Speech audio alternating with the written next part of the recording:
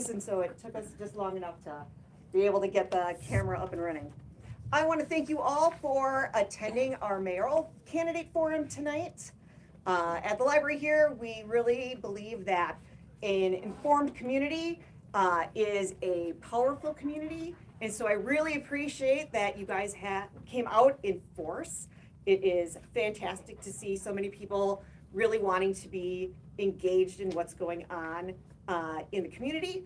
I would like to thank Jerry Mallmann, who agreed to read our questions and be our moderator tonight. David DeTroye's here. The candidates and the moderator have an opportunity at times to be asked for just some clarification in regards to maybe what is policy or specific data in regards to city questions. So any of the answers that are provided are not for endorsement of either candidate. It is just factual information in regards to policies and data. But I would especially like to thank both Rick Jacobs and Larry Seipel for agreeing to do this forum. First of all, it takes a lot to just be willing to put yourself out there to run for office. It takes then an extra step to want to be able to sit in a very warm room right now in front of a lot of people just to answer questions in regards to that. Because sometimes it can be actually a little easier to just do the day-to-day stuff, but coming up and speaking in front of a bunch of people can sometimes be super nerve-wracking for people. So I really appreciate that you guys are willing to come out and do this here at the library. Each candidate will have a 3-minute opening statement. They will then be asked questions. Both candidates received the questions ahead of time so that they could prepare answers. They will each have 2 minutes to answer each question, and then we will alternate back and forth with who gets to get the first question and whatnot. And then we will end with, and they will each have 3 minutes for a close. We do ask that everyone in the audience be respectful, let them answer their questions. After the event, the candidates, if they would like, can mill around and you guys can talk to them and meet them and whatnot. So I'm going to let you guys get started because you don't need to hear from me. Thank you guys so much. Thank you, Rebecca. Thank you, Rebecca. I want to reiterate, that how much we appreciate that we have these two candidates that are stepping forward. We happen to live in a society where it is very unusual these days to have people being willing to step up and serve. So to have you two being willing to do that, to serve your community is admirable, and I just want you to know that we appreciate you. Regardless how this election goes, we appreciate you. So we are going to be beginning with opening statements, and we're going to begin with Mr. Jacobs for your opening statement. All right. Yeah. Thank you, Jerry, and thank you, audience. I'd just like to say welcome, everybody, and thank you for attending the forum tonight. As specified, I'm Rick Jacobs, and those who do not know me, I am the son of Tom and Diane Jacobs. Public service is important to me. My dad was a firefighter for many years, and some of you may know my mom, as she was a longtime assistant to the Director of Public Works. I'm a longtime resident of the city, and I'm very proud to call Chilton my home. For a brief background, I graduated from Chilton in 1987. I attended the University of Wisconsin Fox Valley for 3 years while I worked to put myself through school. And from there, I transferred to the University of Wisconsin Whitewater, where I graduated with a degree in business administration. For most of the past 34 years, including the last 27, I've worked in sales for Contracts, Cranes, and Neenah. So yes, it's a little bit of a commute. Sometimes, that's an issue, but it was a result of me wanting to stay close in my hometown and raise my family, including my daughters, Reagan and Madison, along with my wife, Andrea. I've been a member of the Chilton Lions Club for the last 10 years. I've served multiple years as a vice president. I served a term of 1 year as a president, and for the last 3 years, I've been the secretary. I've been involved with the city since 2008, starting as an older person after I was appointed to fill the term of an old teacher of mine, Mr. Shupnick, after they moved out of the city. During the time, I served on multiple committees. I was reelected numerous times. I became mayor in 2016, and I served until 2020. During my time as mayor, I worked to get State Street reconstructed, something that was needing to be done for 20 years. As a cost-cutting measure, I also directed with council approval that meeting pay for salaried officials, including the mayor at the time, myself, would be eliminated. As in private practice, salaried officials do not get paid extra for doing what is part of their salary. This practice has continued to the present, and it saved the city thousands of dollars. I returned to the council in 2022, and I have been honored to be chosen as the council president by my council peers the past few years. And due to a mayoral vacancy, I've also been serving as acting mayor due to my role as council president since October of 2024. And I'll expand more on my positions as we speak. And once again, I just want to thank you all for being here. Mr. Seipel. Okay, good evening, and I also want to thank you for being here. My name is Larry Seipel, and I've proudly called Chilton my home for the last 38 years. Before that, I was born 5 miles northeast of here on a family farm. I actually ran that farm for 6 years after high school. I then chose to further my education, attended Fox Valley Technical College, received a degree in police science. I actually graduated with a 4.0 grade point average. July 1 of '87, I began my career with the Chilton Police Department. Over the years, I built strong relationships through our community. I served as second in command for 3 years in 2004, and I was honored to be appointed chief of police July 1, I held that role until December of 2014. During my time as chief, I worked closely with residents in the city departments, community organizations. I was also city emergency management director for a number of years. I always believed in treating people with fairness, integrity, and common sense. I managed personnel and budgets responsibly, consistently, coming in under budget all 10 years I was chief.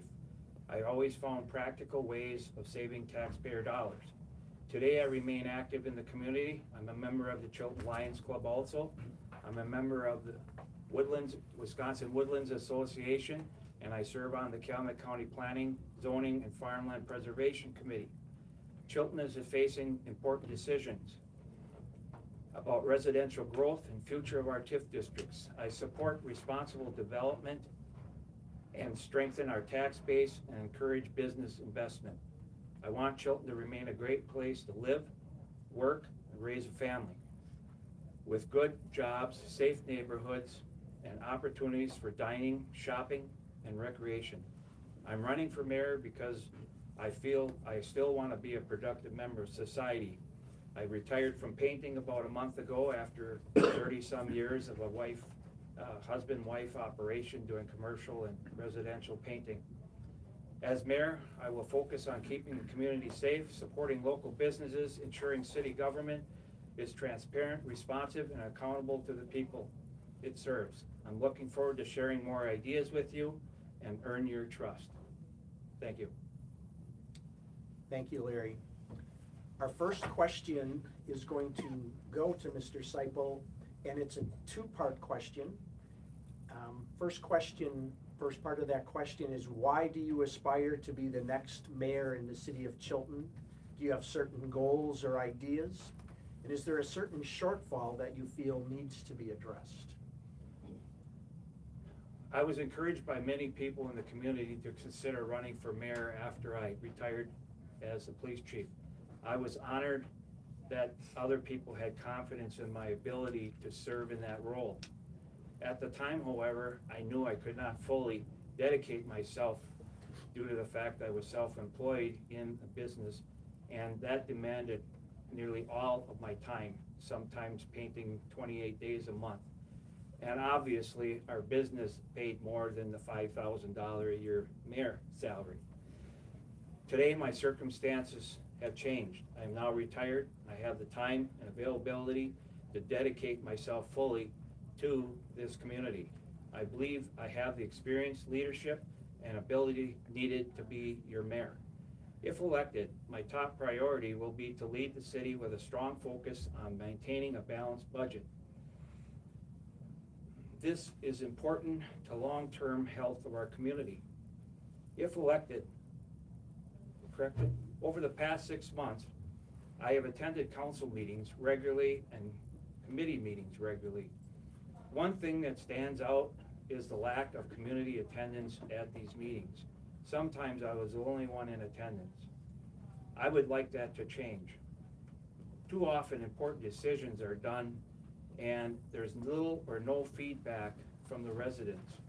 I believe we must do a better job of encouraging our community to participate. Finally, I have found that many residents are not well informed about TIF districting, how it impacts our community. I believe we need to improve education on this issue, especially if future TIF districts are considered. Thank you, Larry. Rick, you're up. Do you have the questions or do you need me to? I got the same questions, yep, that's fine. So as far as why I aspire to be, and everybody can hear me? Why I aspire to be the next mayor again. As a lifelong resident, I've always had an interest in government and in the city in which I am proud again to call home. I'm well versed with the basics of this, how the city operates. I'm aware of the challenges, having been involved since 2008.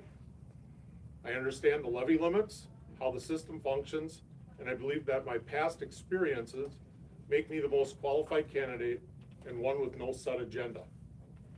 As far as having any certain goals or ideas, first one is to continue to increase the housing stock, which helps increase the population, which in turn helps increase the retail opportunities as requested by our citizens.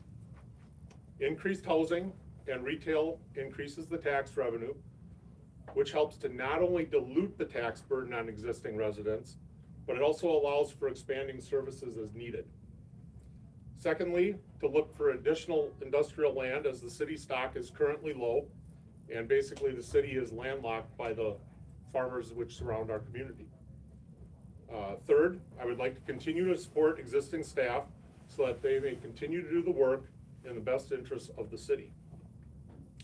If there is a current shortfall that I think needs to be addressed, much like my opponent, the city needs to do a better job of getting residents active and involved in the community.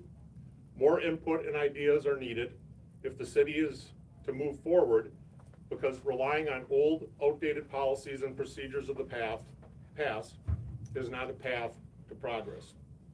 Given we're a rural community, I'm going to use the analogy of a farmer periodically bringing in a new bull in order to sire the herd. Similar to the operations on a farm, new blood brings in the new and fresh ideas to the community, and it keeps the operations from getting stale, and it allows for greater progress. Thank you. Thank you, Rick. Our next question is, what do you feel makes you the most qualified to be the next mayor for the city of Chilton? And Rick, you're up. I have been successful in using my negotiation skills while working with others. And as an example, when I first became mayor, the complete reconstruction of State Street was one of the main issues. Now, it took a while, but I succeeded in negotiating an agreement with the county, which, while it wasn't 100% of what I wanted, it did allow the city to move forward in getting the street redone. This same agreement was then used in redoing Main Street the past few years under Mayor Tom Reinl. I believe that my knowledge base of the people and policies is a positive. It allows me to begin my new time as mayor without a learning curve that, real honestly, someone that's been out of the loop for 12 years is going to need to pick up on the fly. Lastly, I have solid relationships with the city staff and other community members. As evidenced by my relationships, I've been endorsed by multiple alderpersons, including Kathy Schmitzer, Ron Gritt, Deb Meyer, former Mayor Tom Reinl, former Sheriffs Jerry Poggle and Mark Ott, former Police Chief Craig Plain, and I am humbled and proud to have been endorsed by the Chilton Professional Police Association the union which covers the 7 non-management patrol officers.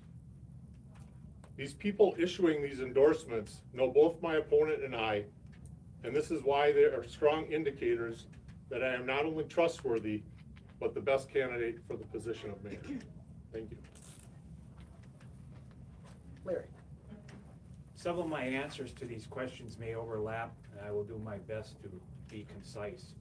I also want to make it very clear, nothing in my responses is intended to criticize or disrespect the other candidate, Mr. Jacobs. This is simply not the way I operate. He brings nearly 20 years of involvement in city government, and I respect that experience. What I can do is share what I bring to the table. I believe there are certain qualities that are essential for an effective mayor, and most important are integrity. I hold strong moral principles, and I strive to be trustworthy and honest in all that I do. I am forward-looking, motivated to bring about positive change in the community. I will listen carefully to residents and work to bridge differences by seeking reasonable compromise when possible. At the same time, I believe in accountability, taking responsibility for my actions and for my decisions. I understand that leadership requires making difficult choices. I am prepared to stand behind those decisions when they are in the best interests of the community. I also believe in humility. If I make a mistake, I will acknowledge it and learn from it. I will not lead with arrogance, and I will remain grounded in principles that guide me. Thank you. Our next questions, 3 questions, actually are related to the structure of city government. So before I present those questions, I'm going to ask Dave DeTroye to share with us some of the knowledge that will be helpful in that structure. Absolutely. What I want to put out is that I did not write this. This is taken from the League of Wisconsin Municipalities, because when I give this clarification, I want everybody to know this is how it's defined from the top down. The League of Wisconsin Municipalities is the oversight. They are the people that coordinate and put rules together that we follow. This is their definition of the way that the city is structured. In Wisconsin, the mayor is an elected official serving as the political leader and chief executive officer, responsible for policy direction, veto power, and law enforcement oversight. The city administrator is appointed professional manager handling day-to-day operations, budget implementation, staff coordination, and answers to the council and mayor. Hey Dave, can you either stand up and Yeah, talk louder? absolutely. Thank you. Do I need to repeat it? I can start over. Maybe. Okay, fine. This comes to us, fine. This comes to us from the League of Wisconsin Municipalities, so I did not write this. I wanted everybody to get the exact verbiage. In Wisconsin, the mayor is an elected official serving as the political leader and chief executive officer, responsible for policy direction, veto power, and law enforcement oversight. The city administrator is an appointed professional manager handling day-to-day operations, budget implementations, staff coordination under the guidance of the council and mayor. It goes on to clarify roles and responsibilities. The mayor's role: political leadership, elected by the public to set city visions, goals, and policies. Chief executive officer ensures city ordinance and state laws are enforced. Council leadership provides over the city council meetings and typically votes only in the event of a tie. Veto power: the mayor can veto council ordinances and budgets. Appointments: the mayor has the responsibility to appoint and can dismiss department heads, police officers, and staff, but needs council confirmation. The city administrator's roles and responsibilities: professional management, hired, not elected, for expertise in managing municipal daily operations. Implementations: executes directives from the mayor and council. Administration: oversees city departments, purchasing, risk management, personnel, and many more other tasks as assigned by council. Budgeting: prepares the annual budget for council review. And accountability: reports directly to the governing body, mayor and council, and can also be dismissed by them. Okay? So that's just a clarity. Thank you. Okay, So as I mentioned earlier, these next few questions are really intertwined, multifaceted, so I'm going to go through all three of those questions and then present it off to our candidates. How do you view your role as our next mayor? How will you spend your time at City Hall? And what availability will you make for residents? As mayor of the city of Chilton, what do you feel should be the structure of authority for operating city government when considering the roles of mayor, city administrator, and city council? And how might this be different from our current structure? And finally, what is more important, acting in response to the will of the people or acting in the way city officials believe is the best course of action for the city?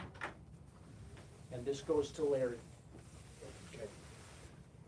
As mayor, I would prioritize communication and coordination within city leadership. I would plan to meet with department heads at least twice a month to stay informed about what is happening across all departments and within the city. These meetings would allow both the city administrator and myself to identify challenges early and offer support where needed. In order to do this, as well as being available to constituents, I would plan on being available at the City Hall at least 3 to 4 days a week, more if needed, evenings if by appointment. I believe the city administrator plays a critical role in overseeing the day-to-day operations of the city, including supervising department heads.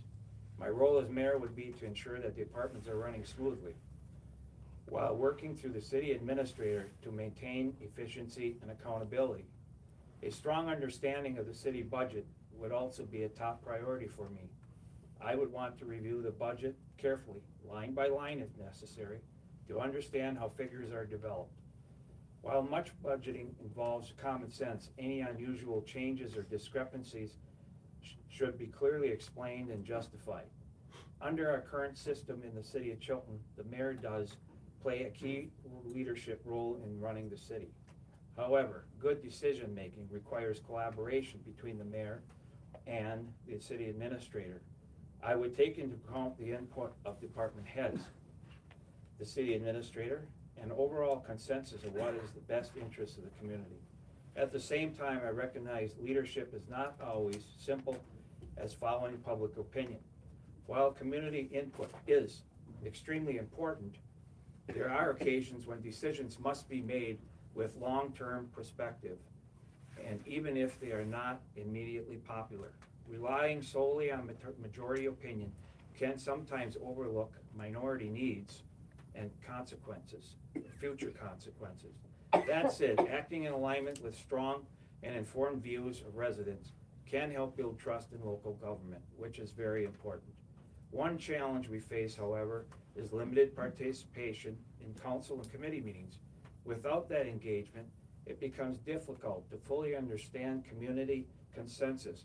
Ultimately, there will be times when the council must make difficult decisions. In those moments, it is essential that the community has confidence in its leaders and are making thoughtful, informed choices, grounded in facts, mindful of legal requirements, and responsible within the realities of the city's budget. Thank you, Larry. Rick? Thank you. Regarding the role of mayor, the main duty, again, is basically to help set the expectations of the staff and provide direction on how to move forward in meeting goals. Things can change quickly depending on outside influences, and it's important to stay in communication with the administrator, and the department heads. The mayor, in collaboration with the council, oversees the city administrator, who serves at the will of the elected officials. If the people have issues with any city employees, they need to contact their elected officials, especially the mayor, so that any issues can be reviewed and addressed. That being said, the current staff and department heads work well together. In my experience, it's the best collective grouping of staff the city has employed. I say this cautiously. My mom's in the audience, so she was as an assistant, so I don't want to, get on her bad side. But at the same point, seriously, it's a balance of maintaining a physical presence and open communication while not suffocating the staff with interruptions. My plan would be to stay in contact with the department heads and administrator while spending a few hours each week at City Hall, especially on council days and likely Wednesday afternoons, and also by appointment as needed. During my past time in office, I averaged 10 hours a week, either being in the office or doing work that related to the position of mayor. The position of mayor, as Larry said, is not intended to be a full-time position. Small town mayors do not get compensated to be full-time, nor is it in the city's best interest to have very competent, as we have very competent, well-paid, and educated persons in these key roles and department heads, including the city administrator, police chief, fire chief, and the director of public works. If the residents expect a person to be on site every day, the city's never gonna get younger people involved because they're gonna see it not as a way of being fit for their life. That being said, I've always made myself available to residents when they have concerns. My number is widely available. I do return calls promptly, and I'm always willing to take time to meet with people. Regarding the will of the people versus a candidate's belief, I'm just gonna say that people vote for elected officials based on their platforms and goals. So in essence, when an official acts on their beliefs as presented in the past, they're effectively responding to the will of the people. We'll never be able to please everybody, but by being willing to listen to everyone and being willing to make adjustments, that is in the best interest of all. Thank you. Thank you. With vacancies and/or lack of candidates, other local municipalities are currently discussing the role of the mayor and city councils and are potentially looking at changing how cities are organized and how they're governed. I'm going to ask Dave DeTroye to share a little bit of that information on how that could look. Okay, again, excuse me, again, this is taken from the League of Wisconsin Municipalities with proper verbiage, so I can describe it to you as the residents. The primary difference between a council manager and a mayor-council system lies in who holds the executive authority, a professional appointed city manager or elected mayor. The council manager system uses a professional administrator for our day-to-day operations, promoting efficiency, while the mayor-council system places power in an elected office and official. The city of Chilton currently is organized as a mayor-council format of government. Citizens elect both the council and the mayor. The mayor's role is the chief executive officer. He has veto powers, manages the city departments directly via the appointed administrator, and his focus is on political leadership and accountability. While the council manager format, citizens elect a council which appoints a professional city manager. The mayor's role is primarily ceremonial, serves as a voting member of the council. That is the biggest difference. Currently, the only time our mayor would receive a vote in any doings of business is when there's a tie at city council. The city manager's role is the chief executive, hires, fires staff, and handles daily operations. The focus is professional administration and policy implementations. The key comparisons that they dictate and how they lay them out is leadership type. The council manager system uses professional, nonpartisan managers, while mayor-council systems typically feature elected political leaders. Efficiency versus politics. Council manager is designed for efficient professional service delivery, while the mayor-council systems may be more responsive, but can be influenced by partisan politics. Accountability. In a mayor-council system, citizens know who is in charge, the mayor. In a council manager system, the manager reports to the entire council. Okay.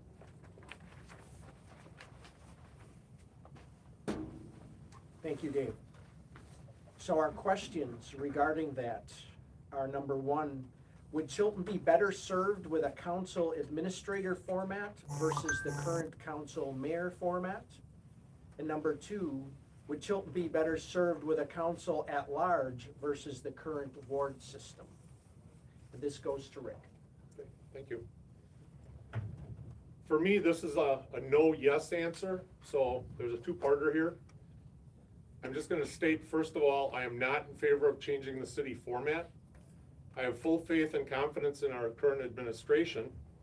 However, times change and people come and go, and with turnover, there are no guarantees in the city of finding other staff as qualified or competent. I would be cautious on changing our format, which has worked well for the past ever.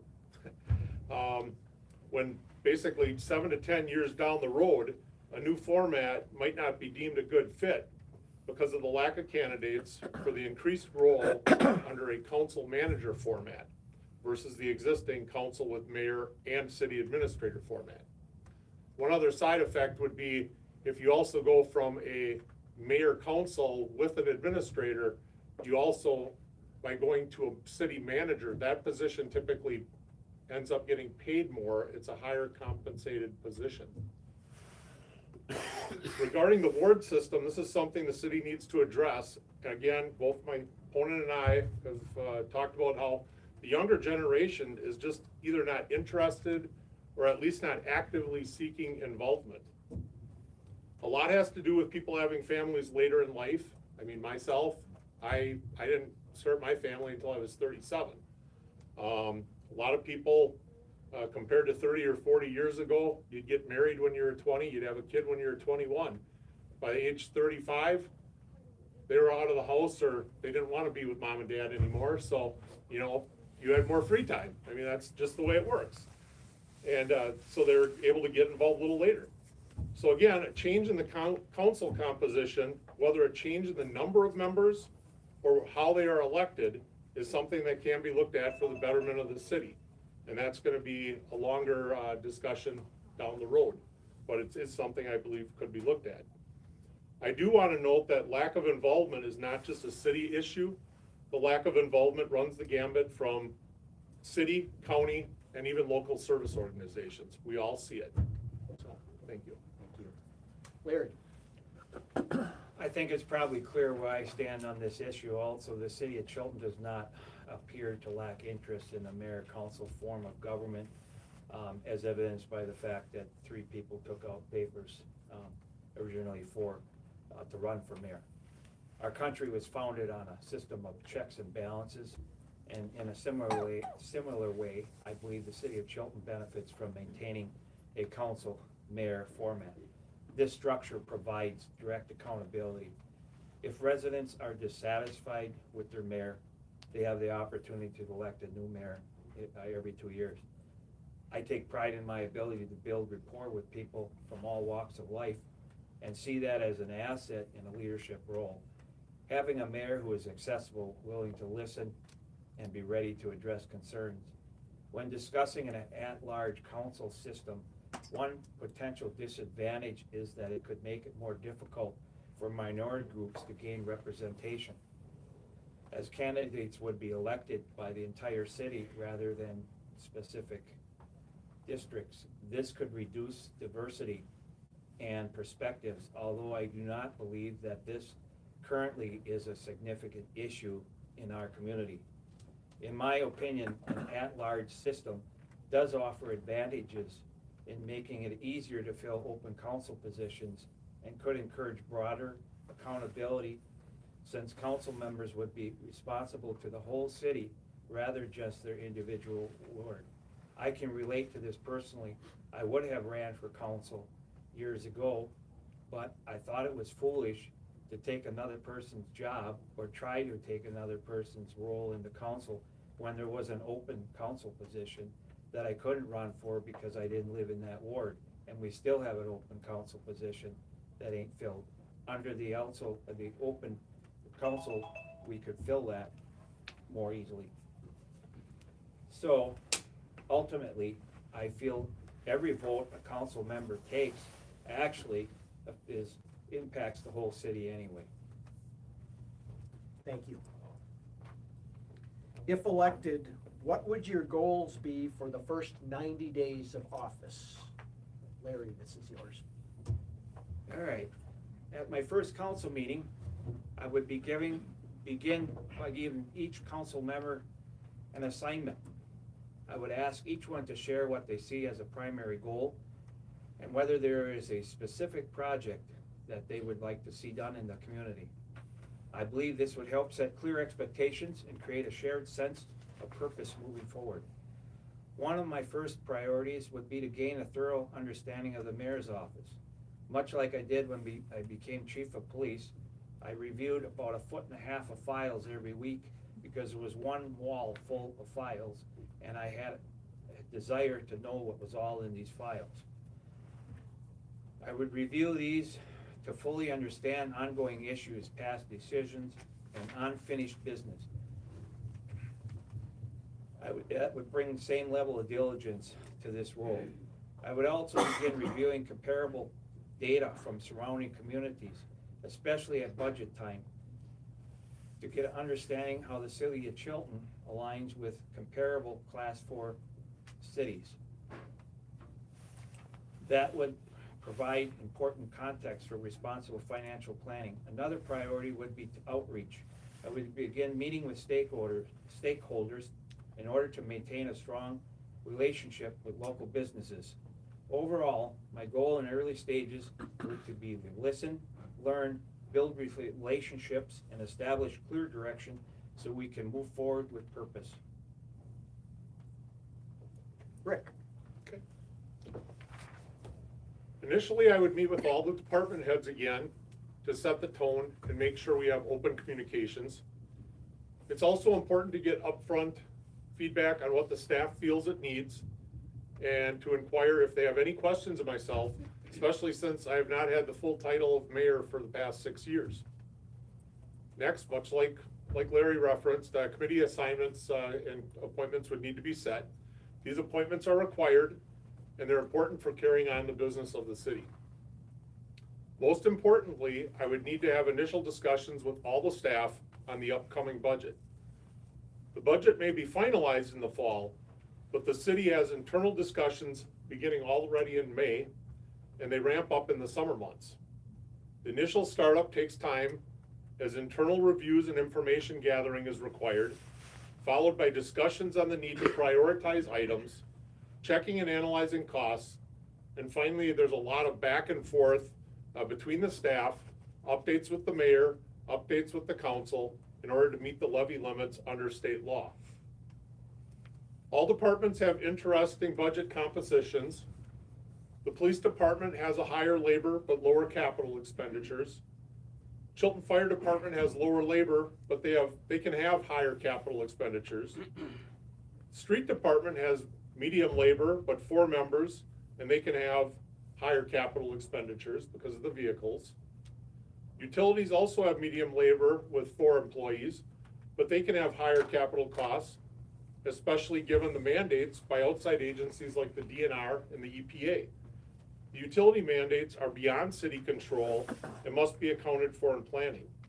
Parks and Recreation are the least budgeted areas and rely on grants, fundraising, and donations, all of which require a delicate balancing act, and public input is always welcome. Thank you. The current mill rate for taxpayers is $22.90 per thousand. The city portion of that rate is combined $6.97, roughly 30%, for the local levy and the Lake District. How can the city continue to efficiently provide necessary services while at the same time maintaining or upgrading our streets and equipment? How do we do this without raising the tax levy? Rick, this is yours. Okay. Again, this is a delicate balance. Everything's a delicate balance. Everybody wants their taxes kept low, but nobody wants their services impacted. To accommodate as much as possible, the city has been more forward-thinking with more cross-training being utilized, sharing or working to share equipment, and the buying of used rather than new equipment. It's easy to see a lot of equipment is not used frequently, but it's still needed, so it's important to share equipment when practical with other entities.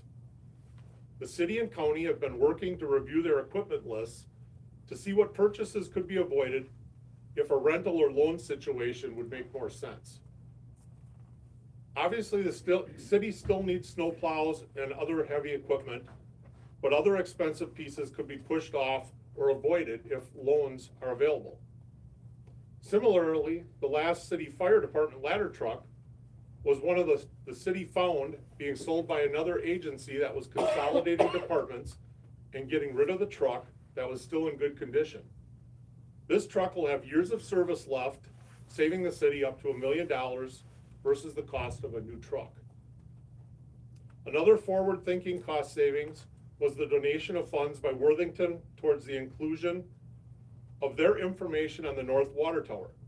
This option came in as a request from the business to our former Director of Public Works. These are the changes which are needed to stretch the budget to maintain services without driving up the tax rate. Lastly, as acting mayor, I heard multiple complaints about the age of the holiday lights and lack of coverage downtown. With the writing of a grant, I was able to secure partial funding, which was combined with another donation to purchase these new holiday decorations. Thank you. Larry? All right.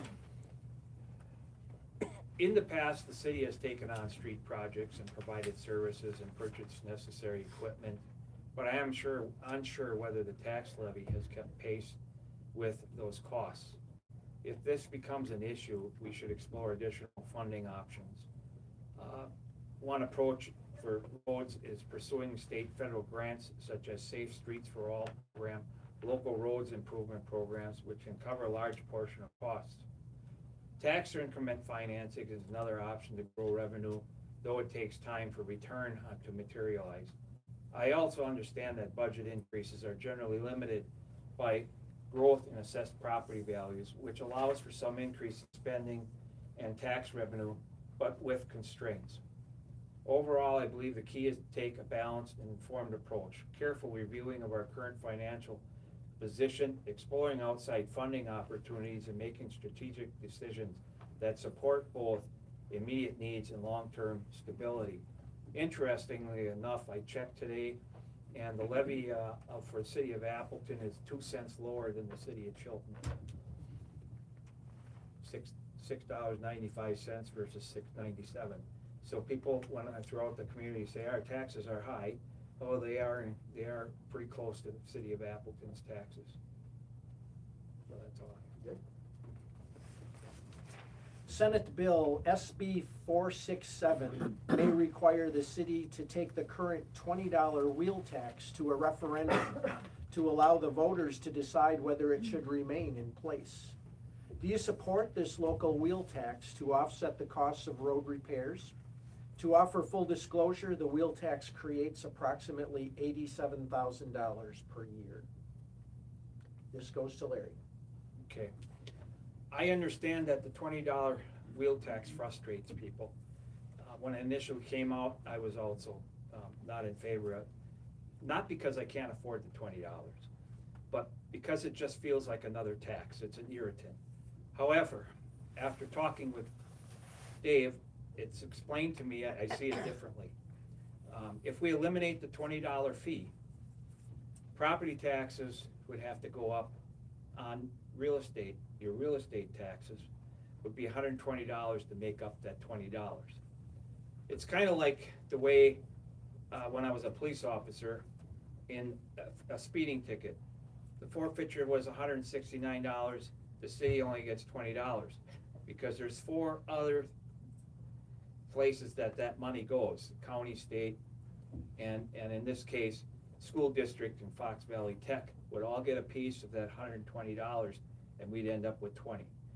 So, while some residents have asked me about repealing the wheel tax, I believe that once people understand that removing that $20 wheel tax would cost them $120 in their property taxes, I think they'll reconsider. It also helps spread the costs out to renters as well as property owners. Thank you, Larry. Rick? I can almost just say ditto. But I did something right. we agree. I'll waste a couple seconds here. The wheel tax as designed is structured so that the taxes or the funds received must go back to city streets. Even when the city has a repair a year without road project, The money raised can be used for road repairs and covering simple expenditures such as filling potholes, striping, and other items, which while they may not be visible to the masses, they still need to be completed and paid for. I currently have 3 vehicles. I understand the consequences of the tax and the cost of the wheel tax. That being said, I'm in favor of maintaining it as it does directly aid the area in which it was intended. If the city is forced to go to a referendum, which is what the state would be looking to do, and we vote it down, which again, I think is probably likely, because people just don't like taxes, the city would need to come up with another avenue to offset the revenue loss. This means that future road projects would likely result in greater borrowing needed to pay for the repairs and upgrades. Lastly, I believe the city does a good job of maintaining its roads. We use a PACER rating system to track which roads are 10s, such as State Street, Main Street, and which ones are down to 1s and 2s.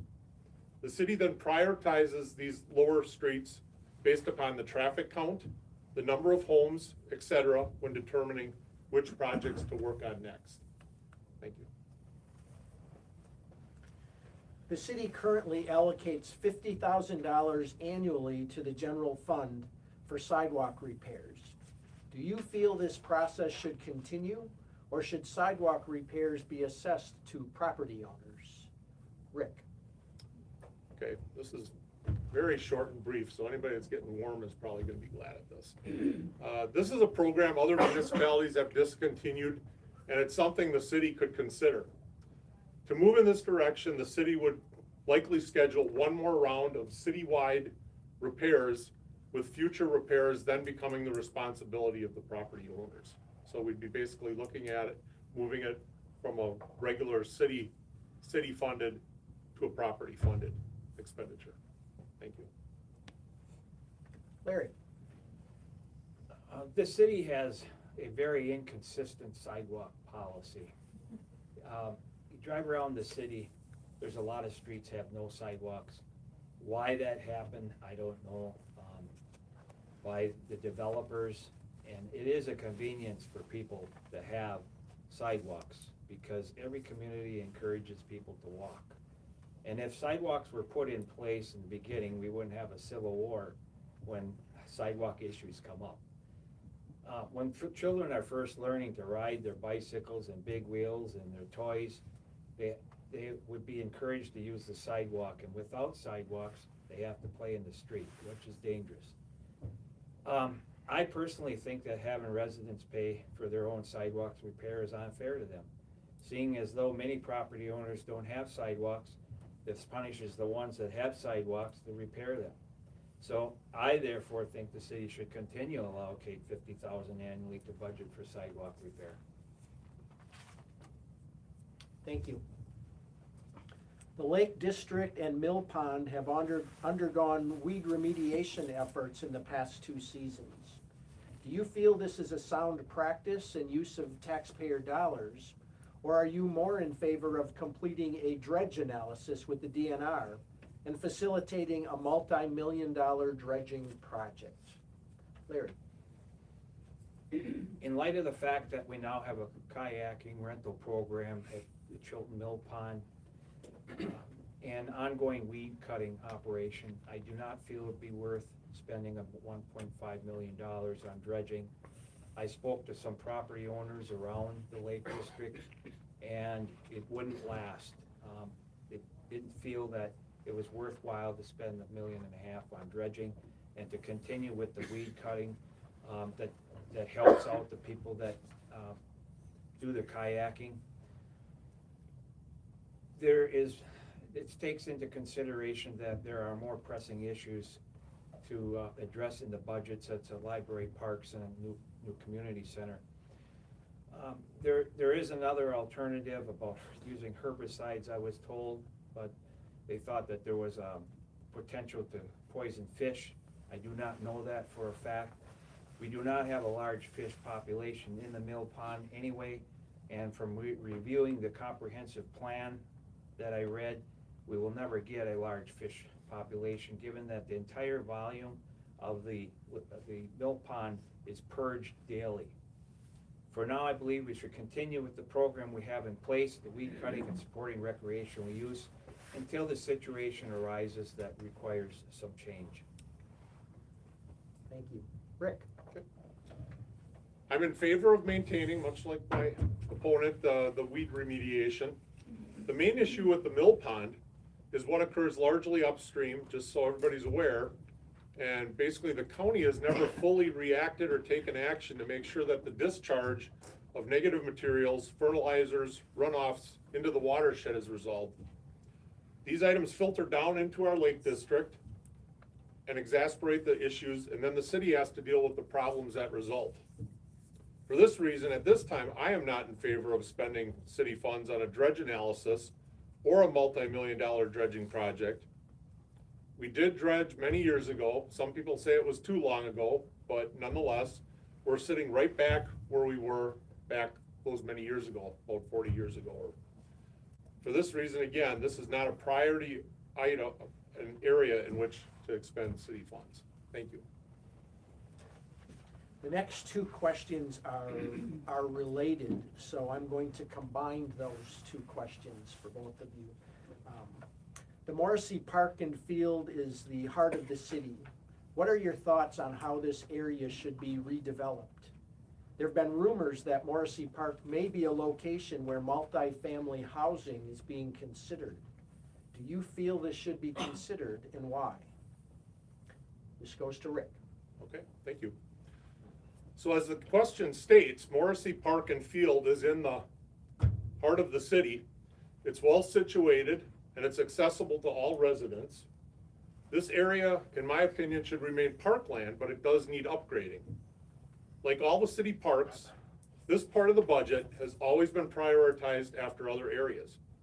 Public safety, which includes the police, the fire, emergency first responders, along with the streets and utilities, obviously take priority because these are areas that are required and vital services. Now, this is not to say that the parks and other cultural aspects are not important, but they need to be funded more through grants, fundraising, and major donations. The city has been working hard at investing in park planning, and these initial park plans are needed to file grant applications, some of which take a lot of time to come through, but can greatly assist in upgrading the parks. We have seen what fundraising and donations have done to start and complete projects at Nennig and Riverside Parks. We have done some things at Klinkner. I believe our Veterans Memorial is one of the best, but we still have work to be done at finishing some and also need to tend to Hobart and Morrissey. Once again, with funds needed in upgrading parks, patience is a virtue and as much of a need as the money itself, as these projects can take a long time to complete. To be honest, when it comes to park planning, short of someone dropping a huge amount of money on the city, the public needs to think of park projects and upgrades in terms of years and not months. Regarding Morrissey Park itself, this is a two-part answer. I'm going to say yes and no. And it's not political posturing. There's reasons here. No to the development on the field level, but yes to a review and possible development in the upper park area. When the school first transferred ownership of the park property to the city, it was with the understanding that the school was going to continue using the field for football and to maintain these related areas, the field and the bleachers, for such events. The school then demolished, as I've been told, and it was never fully excavated. The remains were basically just simply buried at the site. So just my opinion, but I do not believe that it was the actual intention to continue use of the field long-term, despite the referendum claims. I do believe that the field areas should stay usable as they exist, that being walking trails and green space. Development in this area is not a good consideration, as one, it's in a floodplain, and two, as stated, it's in the heart of the city, and it's a natural and terrific place to maintain a park. The park up top, given its poorer condition, could look to be moved down to the lower bowl, I think down in this area, while freeing up space in the existing play area. This could include additional housing development with a terrific view overlooking a newer park and the river. The biggest drawback to that is to advance this type of work, remediation or further excavation of the remaining school debris needs to be done, and it's a significant investment and would also require a partner willing to develop the site. Thank you. Larry? Okay. I wanted to address this question in combination with 13, so you beat me to it. I have been informed that the Morrissey Park Playground is in poor condition with significant rot and decay, that it was originally designed to only make it for 12 to 15 years. The materials used were not such that will last long. Disappointing. They're putting Band-Aids on it, and they're trying to get several more years out of this. So I am also aware of the possibility of developing multi-family housing on the south and west sides of the Morrissey Park, immediately south of the tennis courts. Since the city already owns this property, there would be no need to purchase land, only to install the necessary infrastructure. But this would not be the mayor's decision. This would have to go to committee and be passed by city council. So I believe an engineering company could be hired to come into Morrissey Park and give us an idea how and what we should do to develop it. The playground obviously needs to be replaced. Don't know if it needs to go in the same spot or move down somewhere else on the football field. The upper area where the high school was, I thought would be a good place to put the community center along with the library if there was enough room. So this development is the only one undertaken in the future. It could offset costs about the multifamily housing, such as replacing the restrooms at Nennick Park, which is currently 1.5 years behind schedule. There are also plans discussed to move the library down to the football field. Now you can build on the football field because as the county Land and Water Department informed me that the entire area of, including the track, is buildable even though it's in the floodplain because it's in the floodway. And that can be buildable if they build up a foot or two. So the area here to the south of tennis courts has been vacant. It's not used for anything, but again, a developer could come up with a plan to better utilize it. So an engineering company would come up with best proceed with the city, a plan for the city. So that's about all I have on that. Okay, thank you. This next question actually is somewhat related to the last. The public library is working on a redevelopment plan with aspirations for a new facility. Do you support a tax increase with this development, or are you more in favor of going to referendum to allow citizens to decide if funding is warranted? Larry? I am aware that our library is currently seeking funding for its project. While there have been some generous donations already, we also know there is still a significant gap. The total cost of the project is nearly $7 million, and by the time we get there, I'm sure it'll be much more than that. I believe we should continue exploring additional funding options, including private donations and potential corporate sponsorships to help reduce the burden on taxpayers. I do not support raising taxes at this point, but if this is necessary for the library project, then a referendum would be in order. I would feel more comfortable having community-wide support on this issue. Property taxes in our city are already high, and we need to be mindful of that. Right now, though, I think it's important to recognize that a final decision may be premature. There is still pending grant application, and we should wait and see how that plays out before we make any major commitments. When I talk to people in the community about this project, I often hear concerns and hesitation about a library. Some of the comments made, well, who goes to the library? Well, I respond to that. 50,000 people went to the library in 2025. And the library holds approximately 150 children's programs last year. That's a significant impact on the community use. The library is more than just books. It's a place for learning, connection, opportunity, and especially for our children and families. Rick? For perspective on the library, it should be noted that while the library may appear adequate, it has some structural issues such as the inability to expand, the fact that it was built on top of a main city pipeline, and it wasn't built to commercial codes, as this was not common 50 years ago. So they do have some issues that are continuously coming up with the structure itself. It's not gonna fall down on us or anything like that, we're all okay.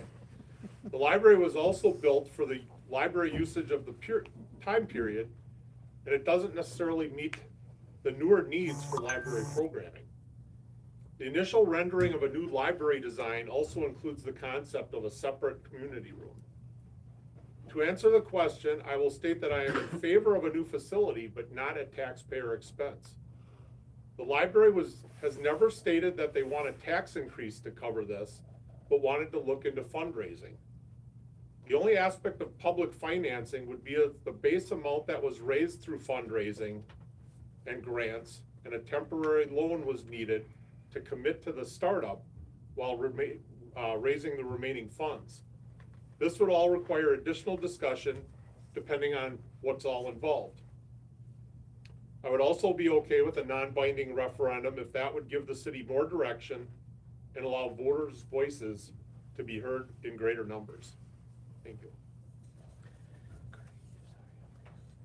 Calumet County is experiencing rapid population growth and is considered one of the fastest growing counties in Wisconsin, often outpacing the state average. The population growth in Chilton is the second highest in the county.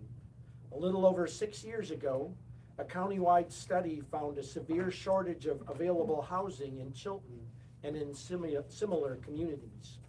What do you feel are the next best steps for the city regarding housing, to include land purchase, development of single-family lots, additional multifamily options, low to moderate income options, redevelopment, and programs of the like? This one goes to you, Rick. Well, first of all, this past year, we had 30 new homes started, and there are more to come in 2026. We've also recently given initial RDA and council approval to a potential 48-unit apartment complex. We now have an administrator with an incredible background in development, and also one that's willing to think outside the box. As a council member and acting mayor, I've encouraged these developments. We need to keep in mind that we have great employers within our city, and adding residential housing stock helps these businesses have access to the number of employees they need, not only to function, but to flourish. Land purchase and development is tricky. As I stated before, the city is landlocked by the area farmers, and they know that the city's interested, but they are the ones that are setting the market. It's a matter of how much the city can pay to acquire and transfer or sell land to prospective businesses. It's important to recognize the city has major employers such as KT, Breeze, Worthington, Abby Schmidt, not to mention we're the county seat and having the hospital. These all help the city's stability. Most importantly, we need to be mindful that we cannot be reliant on one big employer, much like one of our neighboring cities did in the past. We need to be vigilant in helping these businesses and others that wish to explore Chilton as a home. Thank you. Larry? According to our comprehensive plan, the city of Chilton has already exceeded its projected population 2030 by 4,455 residents. That tells me we need to take thoughtful and measured approach on future growth. At this time, I would be cautious about creating any new TIF districts. We already have development opportunities available, such as land in Morrissey Park that could support a housing project, but I'm not sure that that's popular. I believe we should focus on using the resources and districts we already have before taking additional financial commitments. Right now, the city's carrying a $13.3 million total debt. We're paying $230,000 a year in interest alone, along with $135,000 in principal. That's about, and $5.5 million of that is on general fund debt. Those are significant obligations.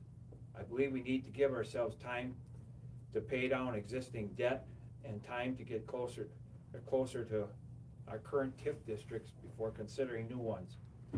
That said, we should still be open to smart development opportunities if something comes up. For example, there is land available north of Nettie Park that could be developed into a residential neighborhood. A project like that, potentially around 70 homes. The state has a new bill that's gonna pass where we can utilize 100% in housing versus the restriction of 35% housing in a TIF district. So, with mixed smaller lots around 0.17 acres and larger lots around 0.27 acres, this development could allow for more homes per acre and still come out on the housing options. Given the rising cost of land, the kind of efficient, well-planned development, that could both be practical and economically benefit to the city. So let's make decisions that keep Chilton financially strong both now and in the future.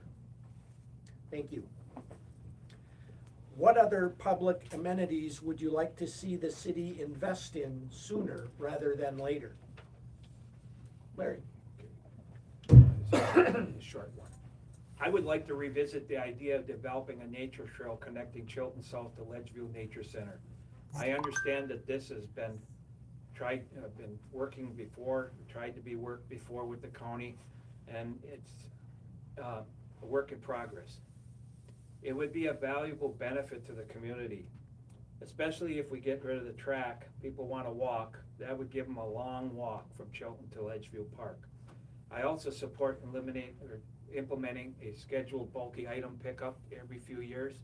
It's a simple service that would benefit the residents and help keep our community clean and well maintained. This has been suggested to me by community members. I would like the city to return to a consistent plan of maintaining a couple of streets per year, along with regular sidewalk repairs. My sidewalk was painted a couple of years ago for repair. The paint wore off, the sidewalk has not been repaired, but I believe that is being addressed this summer. I'm open to any other suggestions. Thank you. Rick? Okay. We've already covered the library and parks in depth and a fair amount already. However, I'm going to restate my belief that the aforementioned library and parks, especially Nennig, Morrissey, and Hobart, are all under review and consideration for future upgrades.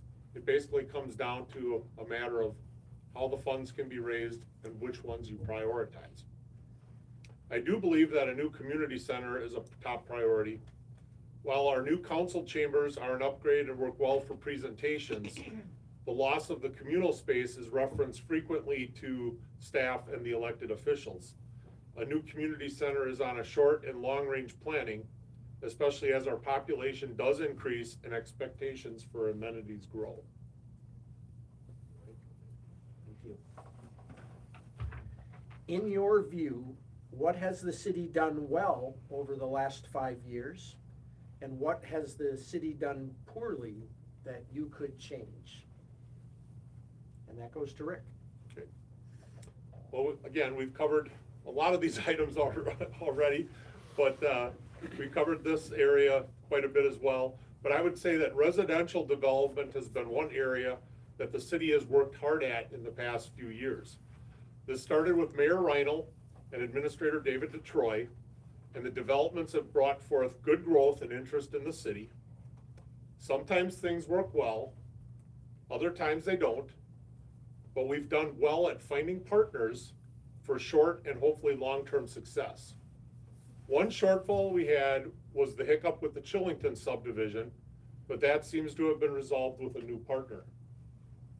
As specified earlier, another shortfall, Larry and I have covered this multiple times, shortfall is that we see dwindling attendance and participation at meetings, So communication is something that needs to be worked on moving forward.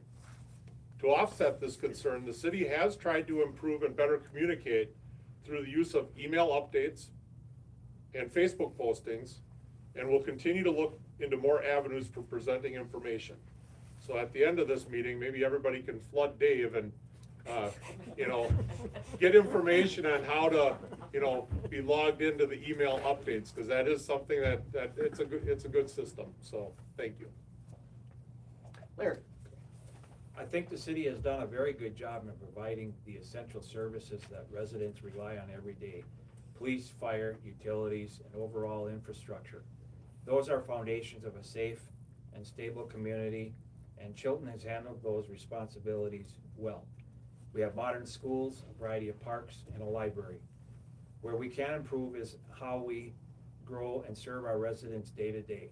We've added population in recent years, but we haven't kept pace with things like dining options, small business development, and everyday amenities.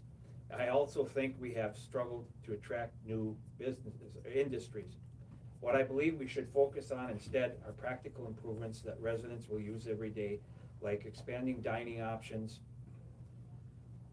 attracting a competitively priced gas station. I'm sick of driving to Hilbert to get gas. It's not that I can't afford the 20 cents a gallon more, it's the principle of it. I don't understand why we have to be always high priced here for gas. We've added several hundred residents in recent years, but we haven't kept pace when it comes to food service. That's an area where we really have an opportunity to grow and better serve our community. And a Kalahari convention center would be nice too. Okay. I'll make some calls. I'll talk to the developer.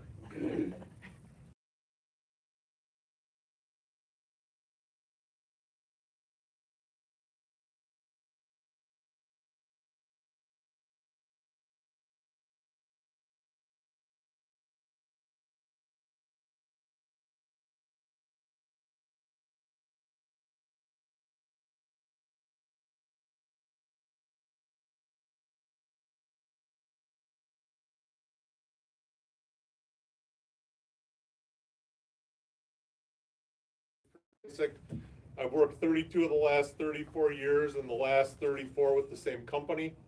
If I hadn't taken a job with a new employer for 15 months, after which the company moved to Ohio, I would have one long 34 year stint at the same location since I graduated from college. But so yeah, it might be pretty short, but I'd be willing to provide. Great, thank you. Final question of the night. What are the main points you would want voters to remember about you and your candidacy? Rick? Okay. Well, I think that people that know me know that I'm honest. I'm someone who truly cares about the city. As evidenced by my long-term full-time employment, I'm a loyal person, and by my very nature, I love the city of Chilton. It's the reason I stayed here after college, convinced my wife to stay here and raise our family, and have stayed involved within the community. I have no other agenda other than to continue working hard to see that the community flourishes and progress and continues to be a place that we all like to call home. I'd like to believe that Chilton is a bright, shining city with a great small town feel. And again, as evidenced by my endorsements, a lot of people believe that I am the best candidate for the position. And again, I'll be happy to stay after to talk to anybody if they have any questions. Larry? Okay. Over the past several months, I've met with all our department heads, some multiple times. Some are getting sick of me, to better understand about how our city operates. I sat down with the librarian, reviewed her financial reports. I have a great respect for what she does now. I've also met numerous times with the city administrator. I read the entire city comprehensive plan, the entire Mill Pond plan. I've done this because I believe being mayor requires preparation, understanding, and commitment. Not a day has gone by in the last several months that I haven't worked on this responsibility. I have a deep passion for this city. I'm ready to serve with full dedication and loyalty to the community. Thank you. Now, it seems to me like those answers could have been construed as your closing statements, so, but we do have the opportunity for closing statements also, and Larry, that would start with you. I'm running for mayor because I believe the city of Chilton deserves honest leadership, smart growth, and a future where every resident feels heard and respected. I'm committed to working with the citizens and our businesses and our city employees to make the community stronger, safer, and more prosperous. As mayor, I will focus on not only short-term fixes, but on long-term community development. I won't shy away from making difficult decisions when times are uncertain. I will continue building strong partnerships with all levels of government and community partners. I also believe the mayor should actively be involved in budgeting and financial planning with a clear understanding of how taxpayer dollars are spent. I believe that communication is very important and would like to have meetings with the whole city staff semi-annually. Along with the lines of communicating, I would also consider having town hall meetings or something similar for residents to share their thoughts, concerns, and ideas. For 12 years, I worked night shift, driving around our city, neighborhoods, and business, checking doors at 2, 3 in the morning. And early on, I started to wonder, what am I doing out here at that time of the night, all alone, while everyone else is sleeping in their homes? But my job was to protect for theft, vandalism, and harm to our businesses. That realization gave me a deep sense of purpose. I was proud to serve, proud to protect the community that I care about. The sense of responsibility stayed with me as I rose to lead the department, and it continues to guide me today. So now, once again, I would appreciate doing this in a different capacity, to be in charge of all the moving parts of the city, to be responsible for the safety and welfare of our people, businesses, day and night. I will fiscally be responsible of how your taxpayers are spent, taxpayer dollars are spent.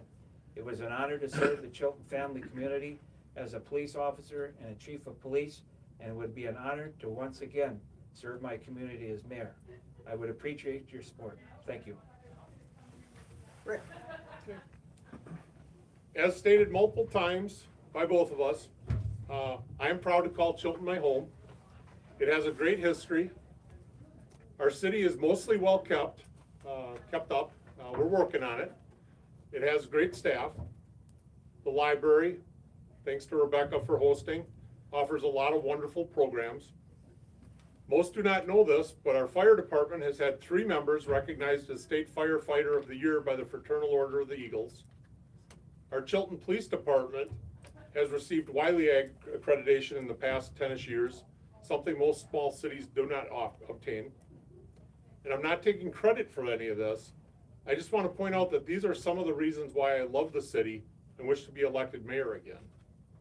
I pledge to you that I will work hard in making sure that the city retains its hardworking and terrific existing staff to make sure the city stays vibrant and growth-oriented. Once again, I want to work hard to increase the housing stock, look to add industrial land, support the existing staff so that they may continue to work in the best interest of the city, and most importantly, work to offer all residents the best services for their tax dollars. In closing, I want to say that to grow and prosper, a city must not live in the past. One that continues to feed off of old and outdated policies and procedures will certainly stagnate and die if it fails to move itself forward. Elections are always about choices, and in 2026, I believe that choice is clear. City voters can vote for me and continue to see progress and change, or it can possibly go backwards. I would appreciate your vote on April 7th, and I would encourage everyone to be proactive and tell all your friends and families what you've heard. And thank you, and drive safe. Thank you, gentlemen, for taking your evening to share your views with us. And thank you to the people out there in our crowd here this evening, and for the people that are watching. We really appreciated all of your attention and just your concern about what's happening in our community. So it is not just the people running for office, but the people that are electing them that have a lot at stake. So thank you so much for showing your support and your concern for our community. So I'm gonna turn it back over to Rebecca. I just would like to second that. Thank you all for attending, all of our viewers who are online. This event will be on our YouTube channel up through the day of the election. And then if you'd like to see it afterwards, you can just come in. We just private it down then afterwards. We had 25 people maintained throughout the entire event, which goes to say that there is a desire, as you guys were looking for some sort of engagement within the community, because having a 75-minute event and maintaining 25 viewerships on there is a wonderful stat for that. So thank you both for doing this. As I said before, it does take a lot just to run. It takes even more to have to speak in front of people and then to the internet as well.